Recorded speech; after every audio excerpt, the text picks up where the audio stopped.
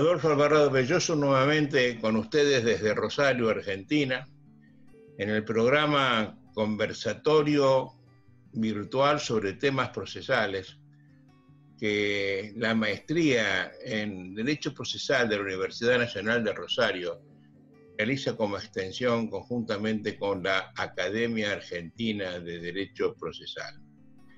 Nuestro invitado de hoy es Guido Aguila Grados. Guido Aguila Grados, amigo, discípulo.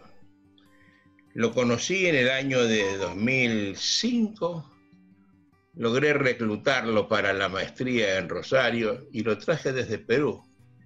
Hizo el curso, se recibió de magíster y al poco tiempo logró el grado de doctor en Derecho en la misma Universidad Nacional de Rosario, al cual le añadió un doctorado en Derecho por la Univali, que es la Universidad del Valle de Itajaí en el Brasil. Guido se dedica a la docencia desde hace muchos años. Miles de alumnos graduandos han sido preparados por él para lograr la obtención del título de abogado en el Perú. Tiene importante obra escrita, 5 libros propios, un montón de obras en colaboración. Y en lo que a mí respecta, yo hace años escribí y editó Rubinsal Cursoni un libro que lo llamé Sistema Procesal Garantía de la Libertad. A ese libro le quité unas 200 páginas, le quité también las notas a pie de página y lo convertí en otro que llamó Lecciones de Derecho Procesal Civil, que lo hice con discípulos míos de la maestría, uno para cada país de América Latina. El del Perú, que es este tomo gordo que estoy mostrando acá, se llama Lecciones de Derecho Procesal Civil, hecho para el Perú por Guido Aguila Grados, a quien le expresé en su momento todo mi agradecimiento por esta colaboración y por permitirme entrar a su país. Es un orador importante que en los últimos años se ha dedicado a estudiar el derecho procesal de la óptica de la Constitución. Y hoy he querido hacer con él una conversación amistosa, como siempre, no pautada, con la informalidad de una conversación entre amigos, acerca de la labor del Tribunal Constitucional de Lima, Perú, al cual acabo de hacer una crítica bastante severa en el conversatorio virtual que tuve hace días con el profesor Mario David González García Velázquez, Mario David García Velázquez de Guatemala, y sobre el cual charlaré también dentro de unos días con mi querido amigo Martín Bermúdez Muñoz, hoy consejero de Estado en Bogotá, Colombia. Yo preocupado por lo que me parece que es una labor legislativa de los jueces. Y hoy el Perú ha inaugurado una serie, hace tiempo, pero ya ha inaugurado en América Latina, una serie de lo que ellos llaman precedentes vinculantes. Entonces, Guido, hola, bienvenido a este conversatorio. Quiero que charlemos un poco con el mejor sentido docente, cosa que te caracteriza, acerca de qué es un precedente vinculante. Mejor, ¿cómo nació el Tribunal Constitucional en el Perú? ¿Desde cuándo? ¿Con qué competencias? Y de ahí en más, para lleguemos al precedente vinculante. Te escuchamos.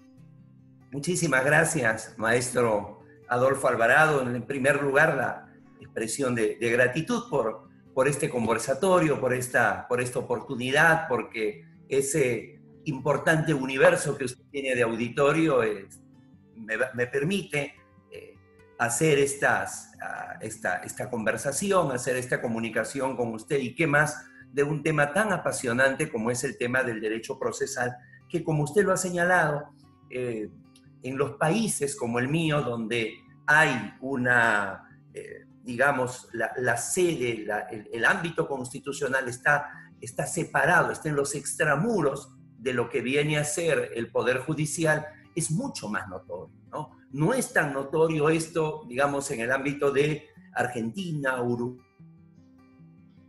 Brasil, México, donde es la misma Corte Suprema la que resuelve las controversias de naturaleza constitucional. Cuando hay algo, cuando hay esta institución que está fuera, es mucho más visible, mucho más notorio, y sobre todo, como lo que usted ha indicado, ¿no? ¿Cuál es el origen? ¿De dónde se ha dado? Esto aparece por primera vez en la Constitución de 1979, que ya no está vigente, porque se hizo peinándose en el espejo de la Constitución de 1978, de la española. Entonces se llamó así, Tribunal de Garantías Constitucionales, ¿no? También tenía esa labor de estar fuera del Poder Judicial, pero fundamentalmente su labor era ver los procesos de inconstitucionalidad, ¿no? La inconstitucionalidad de las normas con rango de ley las veía el Tribunal de Garantías Constitucionales. Bien, los precedentes van a estar regulados en el Código Procesal Constitucional.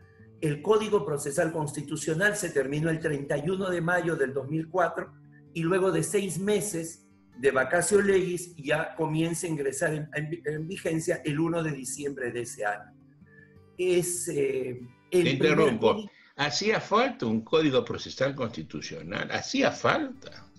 No es así, no hace falta. Es la misma pregunta me hicieron en el año 2013, maestro, en un congreso en Chitré, en Panamá, a 3 horas de Ciudad de Panamá, donde debatían justamente si era o no era necesario un Código Procesal Constitucional, ¿no? O si con lo que ya tenía en el Código Procesal Civil y con una ley especial que estableciera algunas características particulares, por ejemplo, en el habeas corpus, ¿no? era más que suficiente. Sin embargo, eso sirvió como portaestandarte. Siempre se dice el primer Código Procesal Constitucional a nivel nacional, porque el primero a nivel provincial lo tiene Tucumán, ¿no? Y entonces se dio ese Código Procesal Constitucional que no regula el precedente. Lo menciona en el artículo 7º del título preliminar. Y como sabemos, maestro, los títulos preliminares no están para regular nada. Están solamente para dar las grandes directrices, para señalar los principios. Es como según la Constitución en su preámbulo regular algo. Y ahí lo menciona en el artículo 7º del título preliminar, nada más lo menciona. Y ha sido el propio tribunal el que ha tenido que regularlo, con cuántos votos se aprueba, en qué circunstancias es que se va a dar, cuáles van a ser sus efectos, el propio tribunal. Y inicialmente el tribunal determinó que el precedente que diera era obligatorio para todos aquellos casos sustancialmente iguales. Pero en menos de un año, en otro precedente, señaló de que era obligatorio para todos los ciudadanos y para todos los poderes del Estado.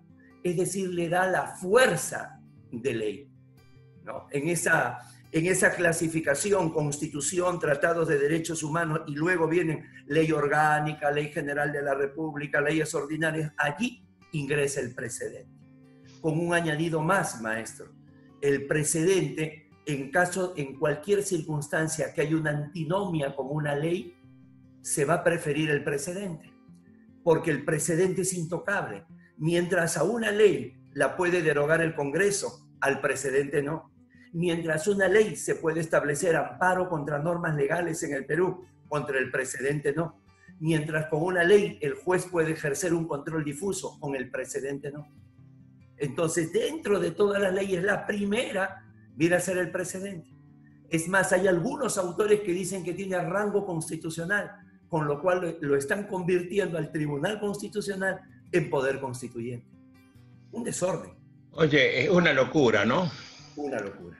Todo esto, en mi sentir, es la degradación a la que nos ha llevado la creencia de que el derecho procesal constitucional es una materia autónoma. El proceso, y tú bien lo sabes, es único. Ya hace años se hablaba de un proceso único a partir de la obra de Alsina. Omar Benaventos hizo un pequeño librito, fue su tesis hace unos años, diciendo que el proceso era uno porque la acción era única. No había una acción civil, penal, etcétera, laboral, sino que el proceso era una instancia proyectiva con iguales procedimientos para todos los supuestos.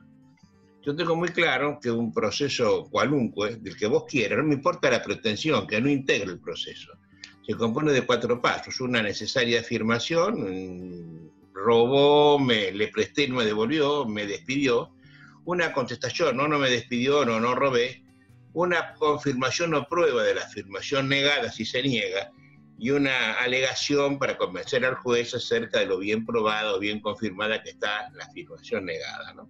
Y eso es el proceso. La sentencia no integra el proceso, porque la sentencia es el objeto del proceso.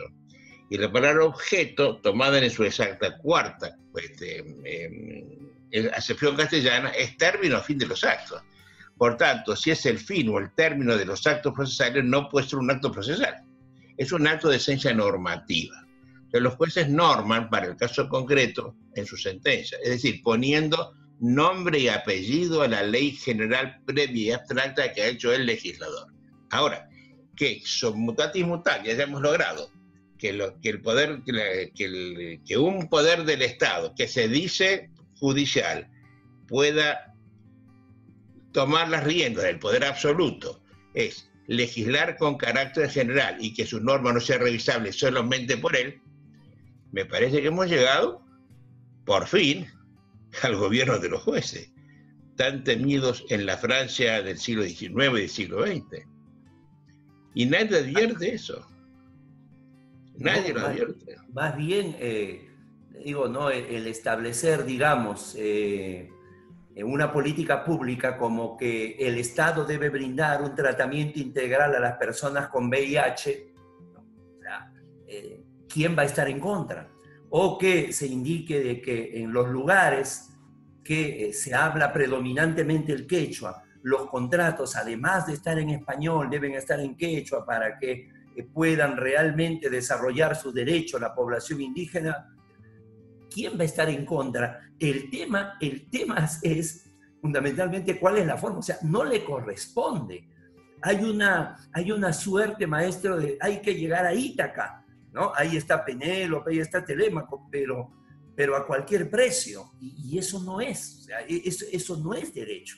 Entonces, allí es donde se da esto que tanto hablamos en la maestría, de que se confunde el tipo de justicia, ¿no? Se quiere desde los órganos jurisdiccionales hacer una justicia distributiva, ¿no? Cuando en realidad lo que se debe hacer es solamente la justicia conmutativa, y ahí está invadiéndose terrenos que o no lo advierten los poderes mayoritarios, o en algunos casos ellos mismos lo auspician, ¿no? Cuando entran en un debate, bueno, ya lo dirá el Tribunal Constitucional, lo empoderan, ¿no? Y con algunas circunstancias, maestro, nuevamente, del método para llegar, por ejemplo, al precedente, ¿no? No puede hablarse de un precedente, a mi criterio, cuando se está resolviendo un caso y entonces se advierte de que ese caso se va a repetir, digamos, un vecino con un municipio, con una municipalidad, y entonces al momento de resolver, no solamente resuelven interpartes, ese vecino con esa municipalidad, sino lo resuelven erga omnes, todos los vecinos con todas las municipalidades, porque esa es una práctica repetida, ¿no? Y eso lo señalan precedentes. Y ahí me parece que hay un rasgo de exceso de autoridad, o si se quiere autoritario, porque no puede llamarse precedente si todavía no precede a nada.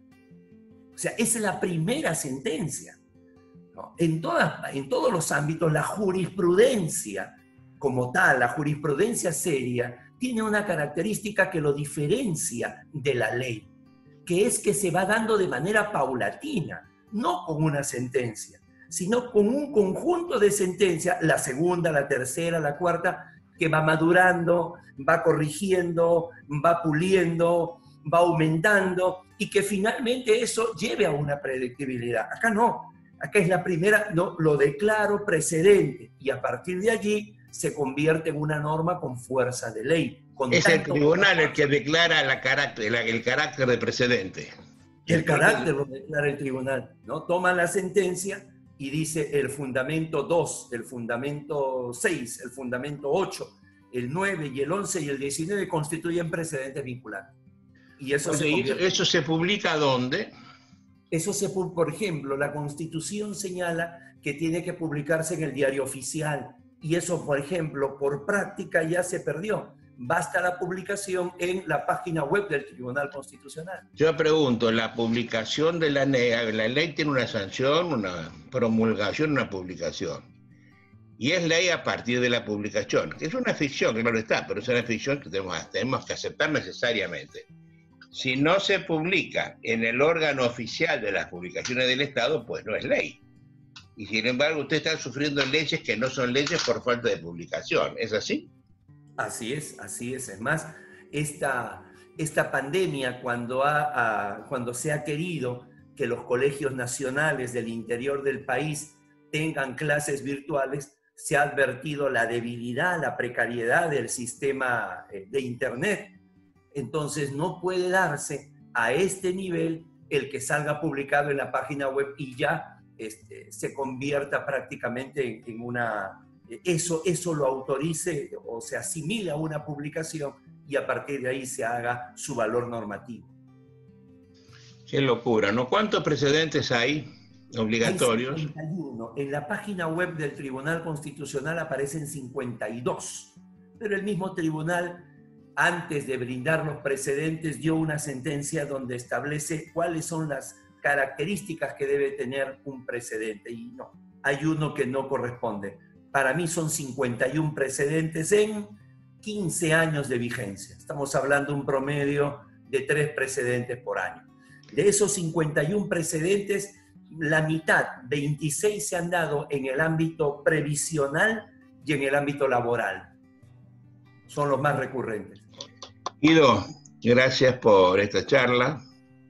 Te la agradezco en la columna que está en este conversatorio virtual.